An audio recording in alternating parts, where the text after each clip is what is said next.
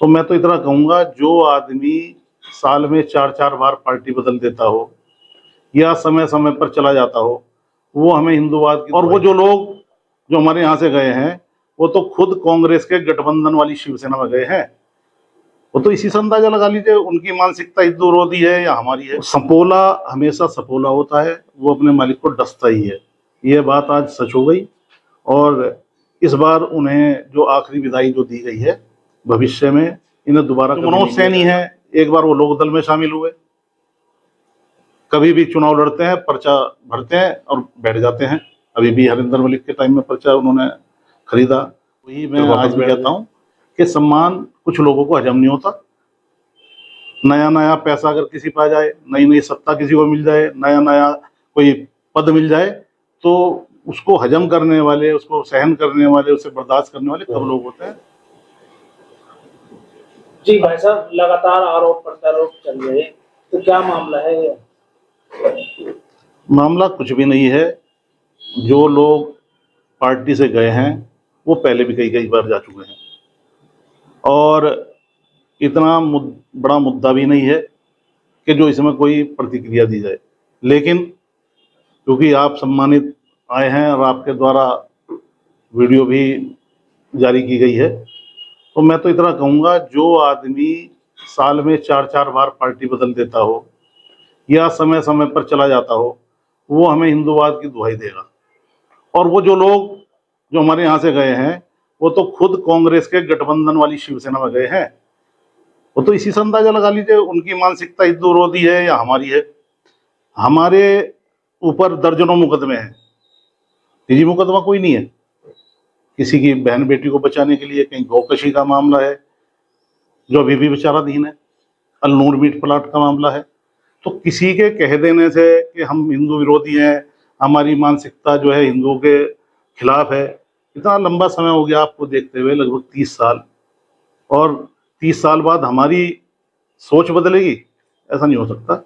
ये सब लोग भ्रमित हैं, और चूंकि इनके पास कहने को कुछ नहीं है, ये 4-4 बार पार्टी छोड़कर गए हैं, और 4-4 बार हमने इनको वापस लिया है केवल इसलिए कि परिवार टूटे ना। हिंदू संगठनों के पास वैसे भी लोग नहीं होते, इन्हें जोड़ के रखा हमने। लेकिन सपोला हमेशा सपोला होता है, वो अपने मालिक को डसता ही है। ये बात आज सच हो गई। और इस बार उन्हें जो आखिरी विदाई जो दी गई है, भविष्य में इन्हें दोबारा कभी नहीं लिया जाएगा।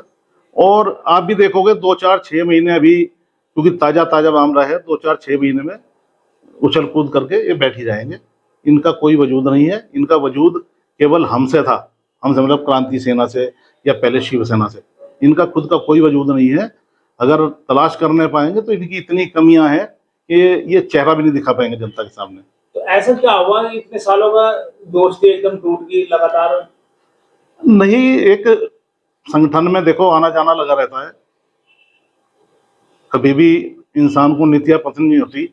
लेकिन जो मनोज सैनी है, एक बार वो लोक दल में शामिल हुए, कभी भी चुनाव लड़ते हैं, पर्चा भरते हैं और बैठ जाते हैं। अभी भी हरिंदर मलिक के टाइम में पर्चा उन्होंने खरीदा, फिर वापस बैठ गए। तो उनका जो मान सम्मान है, उनका नाम है, उनका सब लोगों को पता है कि वो क्यों तो चुनाव लड़ते हैं, क्या वो उसके पीछे कारण है। आपके ऊपर बहुत सारे आरोप लगाए उन्होंने, लगा के उन लोगों ने आपको सम्मान दिया और आप उन्हें अपने साथ नहीं रख पाए। अब अगर आप देखेंगे, मनोज सैनी के पास क्या पद था? प्रदेश महासचिव, शिवसेना में भी और क्रांति सेना में भी। डॉक्टर योगेंद्र शर्मा के पास क्या पद था? प्रदेश उपाध्यक्ष, दोनों पार्टियों में। लोकेश सैनी जो 3 बार पार्टी छोड़ के गए, उन्हें चौथी बार जब वापस लिया गया तो उन्हें क्या बनेंगे? जिलाध्यक्ष। हमारे पार्टी के लोगों में इसका बेहद रोष था कि ये जाते हैं और इनको दोबारा आप सम्मान देते हैं। नाराजगी उनकी दूर की, उन्हें पद पे रखा। अब इससे ज्यादा क्या सम्मान होगा? बार बार दल बदलते हैं, फिर वो वापस आते हैं, उन्हें पद दे देते हैं। इससे ज्यादा और क्या सम्मान दिया जा सकता है? सम्मान हमने उन्हें खूब दिया। लेकिन वही बात जो मैं दोहराना नहीं चाहता, जो कल कही थी, वही मैं आज भी कहता हूँ कि सम्मान कुछ लोगों को हजम नहीं होता। नया नया पैसा अगर किसी पे आ जाए, नई नई सत्ता किसी को मिल जाए, नया नया कोई पद मिल जाए, तो उसको हजम करने वाले, उसको सहन करने वाले, उसे बर्दाश्त करने वाले कम लोग होते हैं। छिछोरे लोग दूसरों पे कीचड़ उछालने के अलावा कुछ नहीं कर सकते। अच्छा, वे आरोप भी लगा रहे कि आप उनसे धरना प्रदर्शन करवाते हैं, फिर पैसे मंगवाते हैं, फिर वहां से ऐसे नुमाइश का भी मामला उन्होंने कहा कि नुमाइश से भी उन्होंने ऐसे ही करवाया हमारे साथ।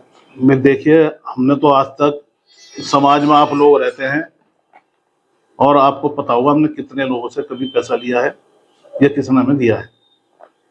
पैसे का तो संगठन पे कुछ है ही नहीं, कोस जीरो है।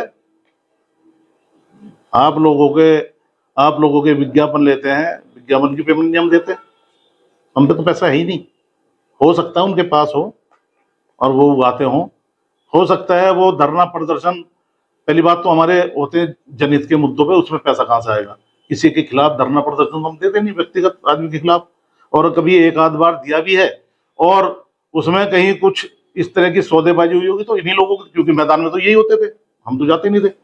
हमने तो हमेशा इन लोगों को आगे बढ़ाया है जिनका कोई वजूद नहीं था, उनका वजूद पैदा किया हम लोगों ने, विशेषकर मैंने। ये भी आरोप है कि आपको पद का लालच है, आप शिवसेना में भी है, बड़ा पद है आपका, और क्रांति सेना में भी। देखिए, हमने कहा था कि क्रांति सेना एक ऐसा संगठन, कोई झारखंड में कोई इसी नाम का संगठन चल रहा जो वहाँ के नक्सलियों को संरक्षण दे रहा था। तो उन्होंने कहा हमने प्रयास किया रजिस्ट्रेशन कराने का क्रांति सेना का, तो रजिस्ट्रेशन नहीं हो पाया, लेकिन उसके बावजूद भी अध्यक्ष जी उसे छोड़ नहीं पा रहे। देखिए, अगर हमें पद का लालच होता तो शिवसेना का पद मेरे पास बड़ा पद है, पश्चिम उत्तर प्रदेश के राज्य प्रमुख का। क्रांति सेना तो 2-4-5 जिलों का संगठन है। अगर मुझे पद का लालच हो तो मैं क्रांति सेना के नीचे काम क्यों करूंगा? मैं तो प्योर शिवसेना में काम करूंगा। आज सत्ता में है, ना मैं पद का लालच ना मैं पैसे का लालच। क्रांति सेना का गठन हमने तब किया था जब उद्धव ठाकरे जी ने कांग्रेस के साथ मिलकर सरकार बनाई थी, हमने वो छोड़ दिया था। उसके बाद हमें बुलाया गया, हमें ये पद दिया गया। कई बार बुलाने के बाद जब मैं तीसरी चौथी बार गया तब उन्होंने ऑफर रखी और कह लगे आप क्रांति सेना भी चलाते रहो और शिवसेना भी। तो इसीलिए मैं शिवसेना में भी काम करता हूँ और क्रांति सेना में भी। तो आरोप भी लगा रहे हैं कि आपको फंडिंग है गलत जगह से पैसों की। अब कोई जाएगा तो कुछ ना कुछ तो वो कहेगा ही, और वो आदमी जिन लोगों का कोई चरित्र नहीं है, कोई वजूद नहीं है, सब पत्रकार बंधु जानते हैं कौन कितने पानी में है, किसकी क्या असलियत है, क्या पृष्ठभूमि परिवार की है, क्या राजनीतिक कैरियर है, कितने दलों में पैसे लेकर चुनाव के टाइम पे चले जाते हैं और फिर वापस आ जाते हैं। तो ये तो वही जानते होंगे। हमने तो 30 साल से कोई पार्टी नहीं बदली। 3 साल पहले शिवसेना का कांग्रेस से गठबंधन हुआ, तब हमने क्रांति सेना बनाई, वो अपना संगठन है। ये सारे आरोप ना आपका सम्मान करते हैं, हम उनका सम्मान करते हैं हमारे। हाँ, वो तो कलयुगी शिष्य है, तो यही कर सकते हैं। और एक चीज और है, देखो, विश्वासघात तो हर इंसान की एक कहीं ना कहीं फितरत है, लेकिन सही समय की वो तलाश में थे कि सही समय तो ऐसी चोट पहुंचाएं कि जो उन्हें दर्द और नुकसान ज्यादा हो। लेकिन बदकिस्मती ये है कि कार्यकर्ता उनके साथ नहीं है। उनमें एक आध जो शहर के 10-20 लड़कों का एक संगठन है, वो उनके साथ है व्यक्तिगत रूप से। क्रांति सेना कम से कम 3000 लोगों का संगठन है जिले में। वो आप देखेंगे दूसरा अधिवेशन अक्टूबर महीने में होगा तो उसकी संख्या से आपको पता लगेगा। अब वो 3000 में से 10-20 अगर इधर उधर चले भी जाए तो कोई फर्क नहीं पड़ता। हाँ, अब ऐसे लोगों के जाने से उन लोगों को काम करने का मौका मिलेगा जो जिनकी प्रतिभा को या जो काम करने वाले लोग थे, इन लोगों ने दबाया हुआ था। अच्छा, एक ये भी आरोप कह रहे हैं कि क्या लगे उनकी तो रीढ़ की हड्डी और दोनों हाथ टूट गए, रीढ़ की हड्डी और दोनों हाथ नहीं थे, अब उनके पास कुछ नहीं है, इसलिए तो मेरे तो सैकड़ों हाथ पैर हैं, इन लोगों का कोई मैंने बताया वजूद नहीं है। इन लोगों के तो पर्सनली 10 आदमी इकट्ठे करने की हैसियत नहीं है। रीढ़ की हड्डी कहाँ टूट गई? और मेरे साथ हजारों कार्यकर्ता हैं, मेरे साथ कोई दिक्कत नहीं है, कोई फर्क नहीं पड़ता 2-4 लोगों के जाने से। और पहले भी तो गए हैं, कोई ऐसा तो नहीं पहली बार हुआ।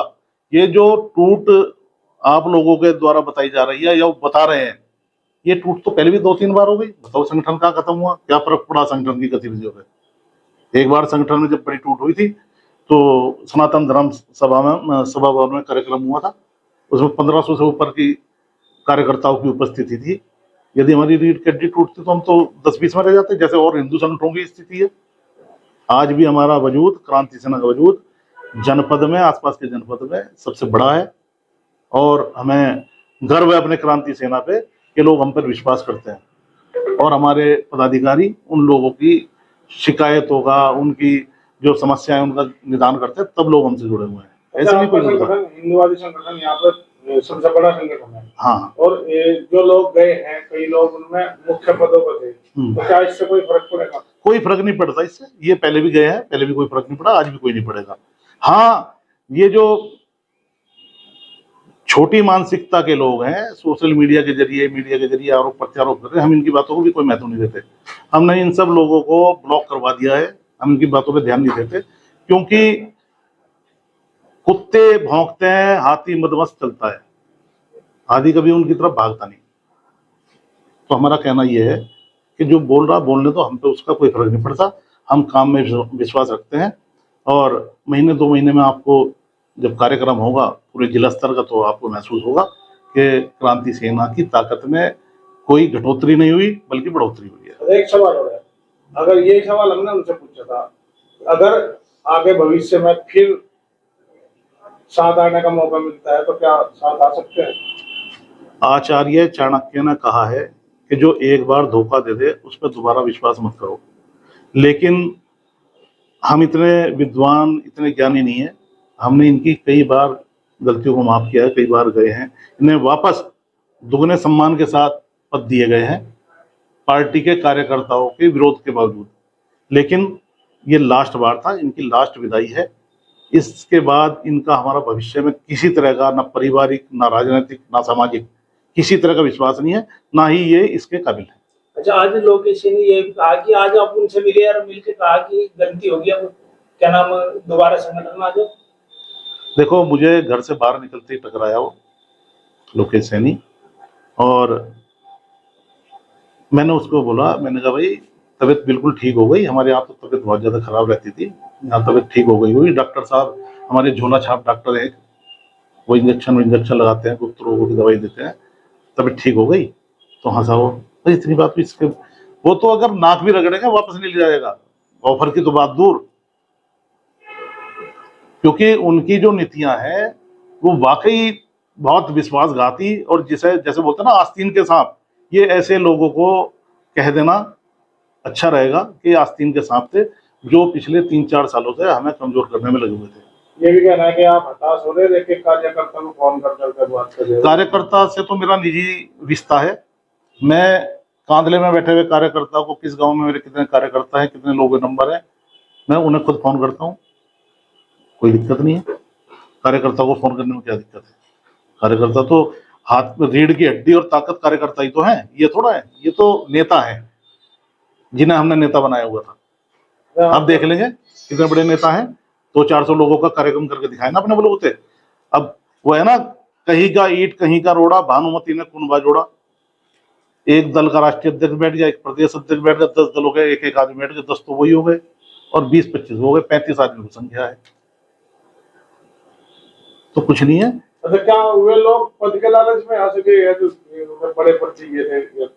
पद तो यहाँ भी उनके पास बड़े बड़े थे, लेकिन यहाँ उनकी महत्वाकांक्षा पूरी नहीं हो पा रही थी। वो जो गलत काम, गलत धंधे उनके थे, वो यहाँ चल नहीं पा रहे थे।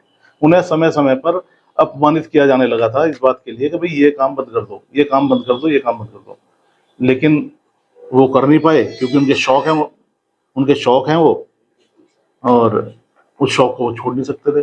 तो मनोज सैनी तो कह रहे कि कोई आप उनके सामने बोल भी नहीं पाते थे जब भी वो कुछ भी बात करते थे।